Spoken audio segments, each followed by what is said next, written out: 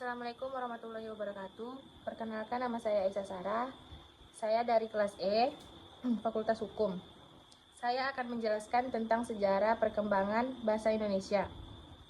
Sebelum disebut bahasa Indonesia, bahasa ini sebenarnya berasal dari bahasa Melayu. Bahasa Melayu sudah digunakan wilayah Nusantara sejak berabad-abad yang lalu, bahkan sebelum Indonesia berdiri.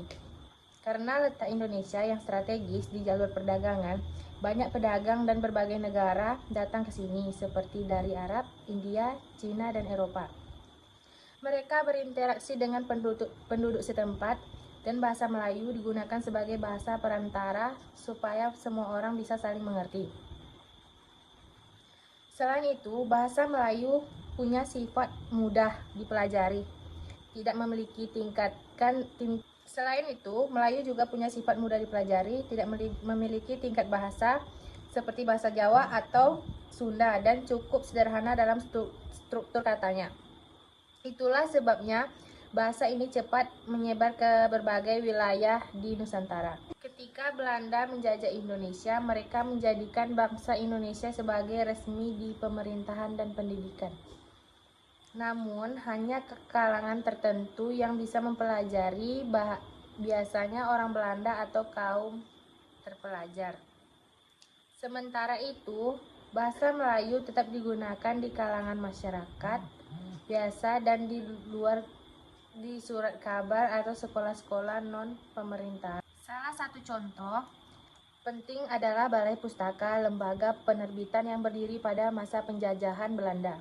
Balai Pustaka menerbitkan buku-buku berbagai bahasa Melayu yang lambat laun membantu menyebarkan bahasa ini ke seluruh Indonesia. Nah, tonggak sejarah terbesar bagi bahasa Indonesia terjadi pada 28 Oktober 1928, yaitu saat Kongres Pemuda II di Jakarta. Para pemuda dari berbagai daerah dan suku datang untuk bersatu memperjuangkan kemerdekaan. Dan dalam kongres itu lahirlah Sumpah Pemuda yang berisi 3 janji penting. 1. Bertanah air, 1. Tanah air Indonesia. 2. Berbangsa, 1. Bangsa Indonesia. 3. Menjunjung bahasa persatuan bangsa Indonesia. Ketika Indonesia merdeka pada 17 Agustus 1945, bahasa Indonesia langsung digunakan dalam proklamasi kemerdekaan dan menjadi bagian dari Undang-Undang Dasar 1945, pasal 36, yang menyatakan bahwa bahasa negara ialah bahasa Indonesia. Sejak itu, bahasa Indonesia berkembang pesat. Bahasa ini digunakan di sekolah, pemerintahan, media, dan juga dalam dunia pendidikan tinggi. Banyak ahli bahasa mulai menyusun kamus, tata bahasa, dan ejaan resmi agar bahasa Indonesia semakin rapi dan seragam.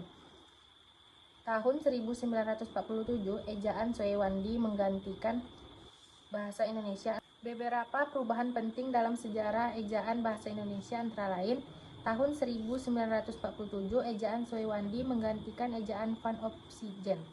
Tahun 1972, ejaan yang disempurnakan oleh EYD diberlakukan. Tahun 2015, EYD disempurnakan lagi menjadi pedoman umum ejaan bahasa Indonesia. Bahasa Indonesia bukan hanya digunakan di dalam negeri, tapi juga diajarkan di banyak negara lain seperti Australia, Jepang, Korea, dan Amerika Serikat.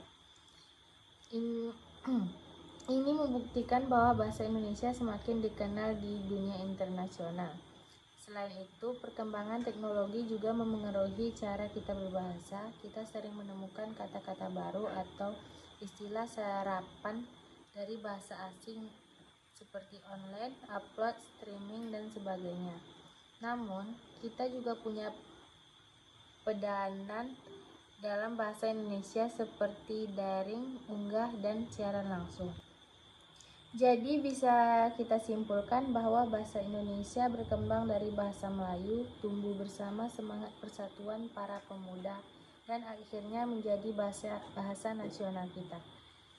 Bahasa Indonesia bukan hanya alat komunikasi, tapi juga identitas dan simbol persatuan bangsa Indonesia. Tugas kita sebagai generasi muda adalah menggunakan bahasa Indonesia dengan baik dan benar, tapi juga tetap bangga, kreatif, dan mengembangkannya. Sekian penjelasan singkat dari saya. Assalamualaikum warahmatullahi wabarakatuh.